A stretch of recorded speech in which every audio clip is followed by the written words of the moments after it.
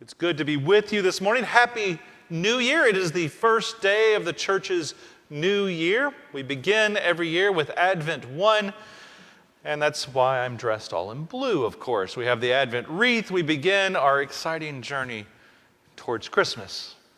Now, I have to confess that I love Advent, but I also really love Christmas. We're one of those families. I've worked for the church now for 23 years. I'll start 24 here in January. I know exactly how it's supposed to work. You're not supposed to put up your Christmas tree until Christmas begins, which is December 25th.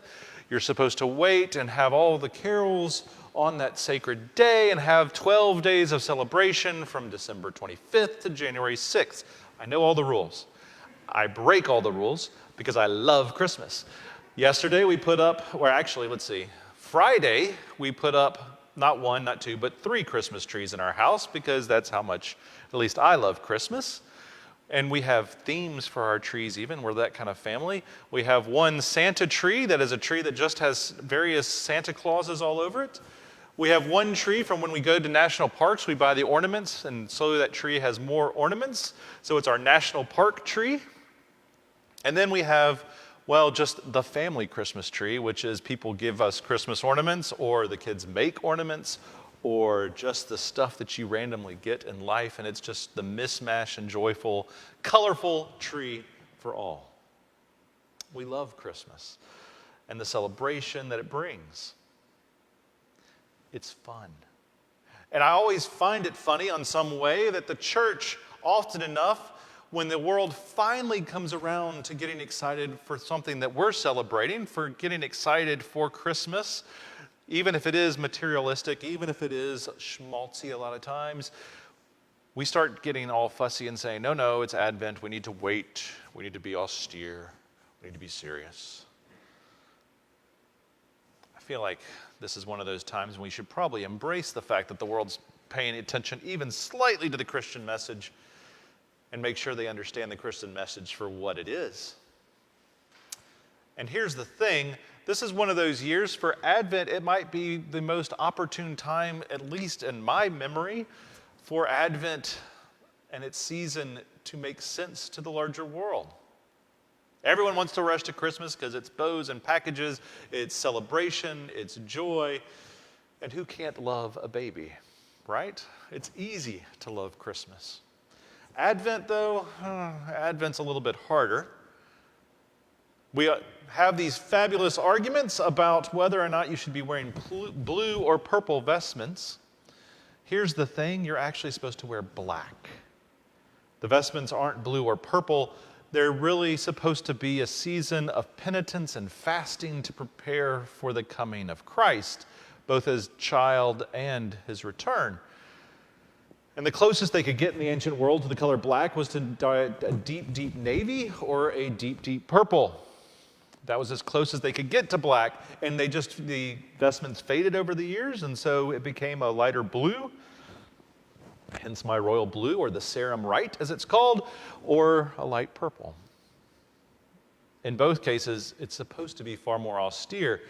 And we're supposed to hear the cries that we just heard from Isaiah, "Oh Lord, I wish you would tear open the heavens and come down with thunder on the mountain," right? These are, or the reading from Mark, it's all about apocalypse and the end of the world, and the things are all going to be turned upside down. Advent is a season, quite frankly, that usually strikes fear into my heart because it's all about, are you ready to meet your Lord tomorrow? And a lot of times, I'm really not. I'm really not ready to meet Jesus tomorrow. I'm ready to celebrate with my family. I want to be with my friends. Life's pretty good. Let's go hang out. Let's go have a drink and chat and enjoy life and the world. But this year, we can all say things are a little different. Usually, when we get to Advent and we start talking about waiting, people go, oh yeah, we probably should work on how to wait. But after 9 months of pandemic, we're all pretty much done with waiting for the pandemic to end, waiting for the next thing to happen, waiting for good news to come, even in drabs and dribbles. After this year of social unrest, of riots, of violence, and of a political campaign that still continues in Georgia to this day, with both sides saying that if the other side wins, the world will most likely end. We've learned all too clearly that both parties seem far more concerned with political power than helping God's people. Like I said, most years I get to Advent and I just want to celebrate Christmas and rejoice. But this year I actually can empathize, truly empathize with the calls of Isaiah and of Mark, who say, Lord, come already. Get this thing figured out. Come on, Lord. Where are you? Where are you in all of this? I'm ready for things to be set right. I'm ready for your salvation. I'm ready for your justice more than anything else. I'm just ready for people to treat each other well and to do it not because it'll get them anything, but just because that's how we should treat each other. Advent is just that idea of looking around and knowing that things aren't right in the world, and we want God to be present to make them right. Yes, it's about apocalypse, but apocalypse just means to have all things revealed.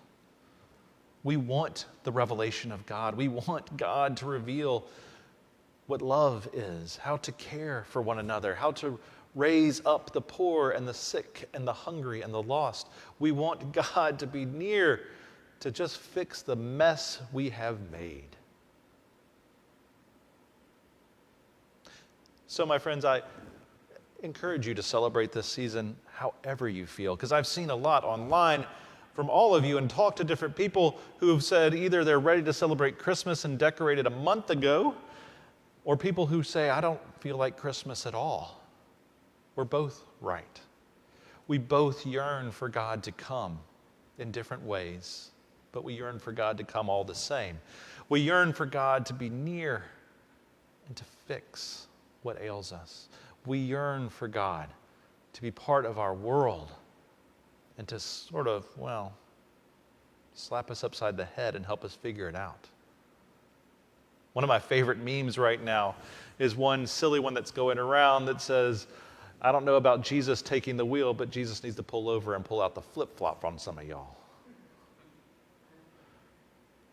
I feel like that's a little bit more of where we are. And if you have that feeling even slightly, then you're actually in the midst of Advent already. You're in the midst of hoping that God will come, praying that God will be near, and even more, waiting earnestly for Jesus to make all things right. Whether that's a child in the manger or returning in glory, that's the heart of this season. And I pray, Lord, that you will make all things right. Amen.